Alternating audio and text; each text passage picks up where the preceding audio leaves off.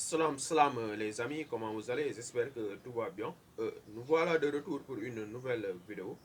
Voilà, comme vous le savez tous, ce qui s'est passé récemment au Sénégal avec toutes ces manifestations-là, il est nécessaire de faire une analyse afin de comprendre les vraies raisons ou bien les véritables causes de ces manifestations-là et aussi, surtout, d'en tirer des leçons pour l'avenir. C'est pourquoi aujourd'hui, dans cette vidéo, nous avons décidé de porter notre costume d'apprenti politiste afin de vous faire une analyse des faits, mais une analyse objective et impartiale des faits. Si la vidéo vous plaît, vous pouvez nous encourager en donnant des likes, un maximum de likes pour nous encourager les amis. Vous pouvez aussi partager la vidéo et donner vos avis sur la vidéo, sur l'analyse que nous allons faire dans les commentaires. N'oubliez pas aussi de vous abonner pour ceux qui ne l'ont pas encore fait ou bien ceux qui viennent pour la première fois sur la chaîne. N'hésitez surtout pas, n'hésitez même pas à cliquer sur s'abonner et d'activer la cloche de notification pour ne plus manquer aucune de nos vidéos.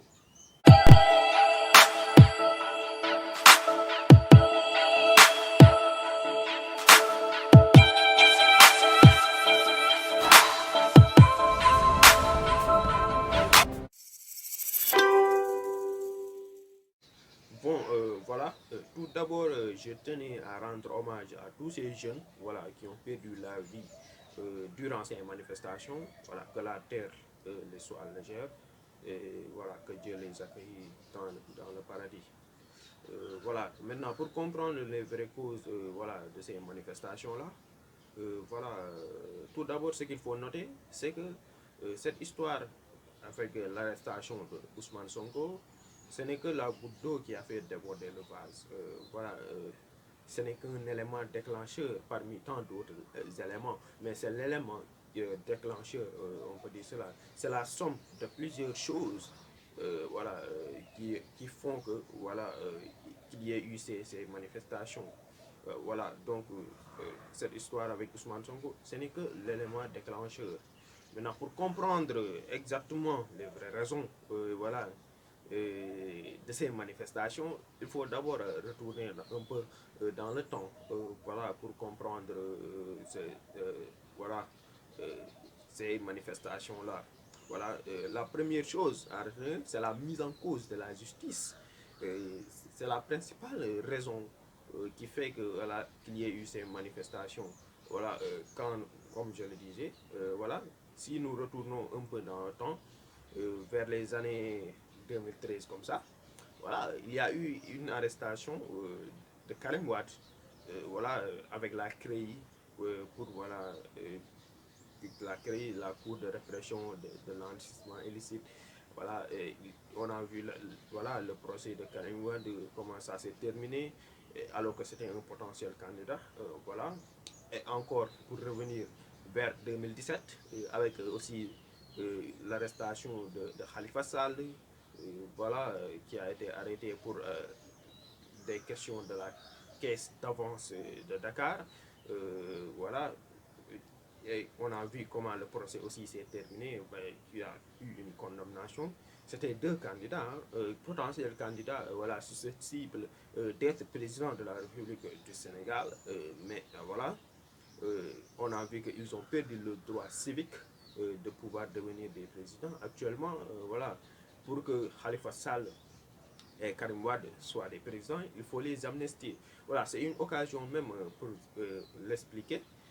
La différence entre grâce et amnistie. Voilà, parce qu'il y a certains qui me le demandent toujours.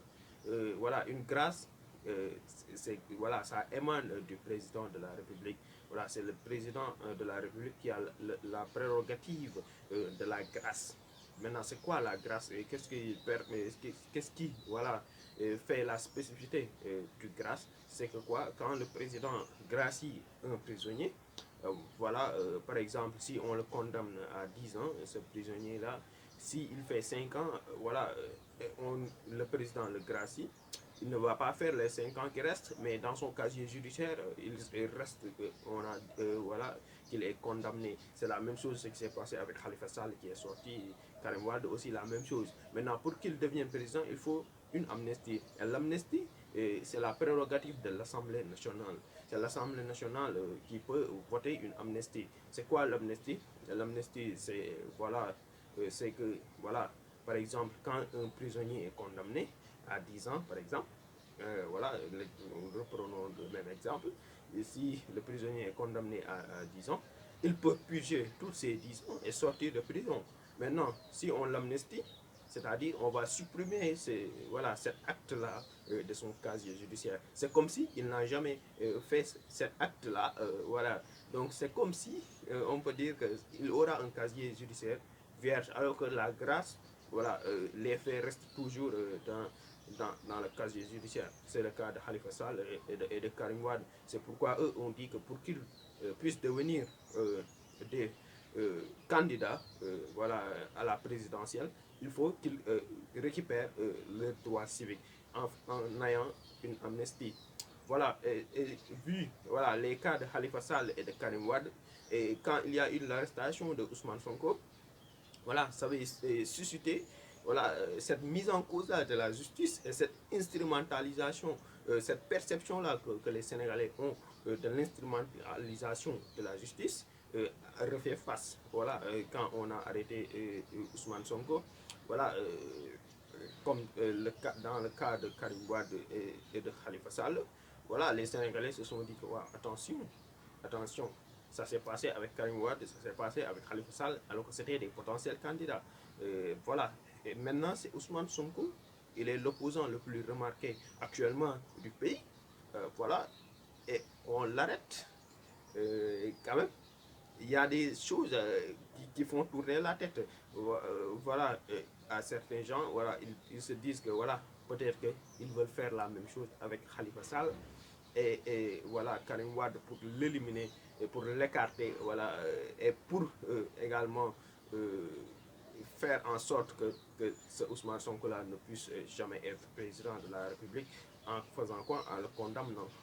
Voilà, s'il subit une condamnation, il va perdre voilà, ses droits civiques, tout comme Khalifa Sall et Karim Wade. Donc voilà, il ne pourra plus devenir président, sauf s'il est amnistié. Voilà, et c'est la principale raison même qui a fait que voilà, la plupart des Sénégalais sont sortis pour manifester. Mais derrière cette mise en cause de la justice, voilà, il y a certains qui se sont posé la question du troisième mandat. Parce qu'en voyant voilà, la principale figure voilà, de l'opposant actuellement, condamné, arrêté, est-ce que ce n'est pas une éventuelle préparation à un troisième mandat du président de la République? Voilà. Est-ce que ce n'est pas pour écarter voilà, son adversaire le plus redoutable en matière politique, pour pouvoir voilà, déposer sa troisième candidature et pouvoir passer facilement pour un troisième mandat? C'est ça aussi, c'est l'une des raisons pour lesquelles voilà, certains Sénégalais sont sortis pour pouvoir manifester, pour soutenir Ousmane Sonko. Voilà.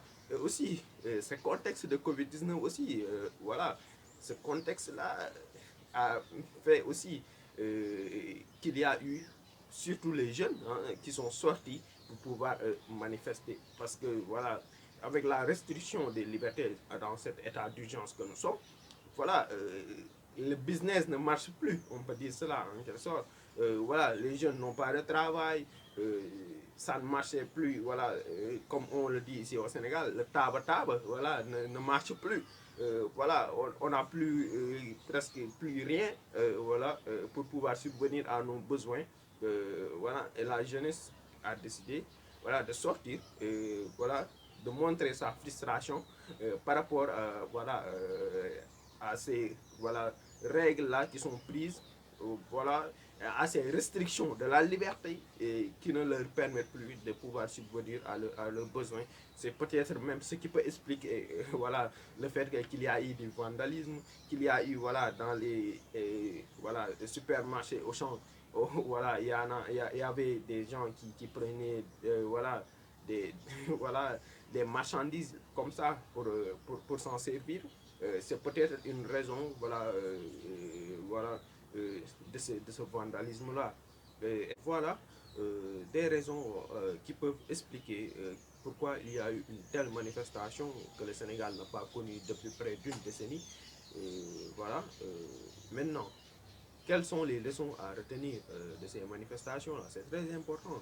Parce qu'après avoir fait une analyse des causes et qu'il y a eu des conséquences voilà, avec ces manifestations-là, il est important d'en tirer des leçons voilà, pour l'avenir. Voilà, donc la première chose à retenir de ces manifestations, c'est l'implication de la jeunesse de plus en plus dans la chose politique. Voilà, et ça c'est de bon augure que la jeunesse s'intéresse de plus en plus à la chose politique. Voilà, une jeunesse consciente commence d'abord par s'intéresser à la chose politique et seule une jeunesse consciente peut développer une nation, un pays. Voilà. Donc c'est une bonne chose que la jeunesse s'implique de plus en plus voilà, dans la chose politique. Et aussi, il ne faut pas oublier que la leçon à retenir aussi, c'est la frustration de la jeunesse. Hein. C'est tout simplement parce que la jeunesse se sent lésée voilà, depuis l'arrivée de ce gouvernement. La jeunesse, voilà, elle se sent lésée. Et c'était une occasion pour eux de montrer leur frustration par rapport à ce gouvernement. Voilà, donc c'est des choses à retenir. Et aussi, un message que la population a lancé au président Macky Sall.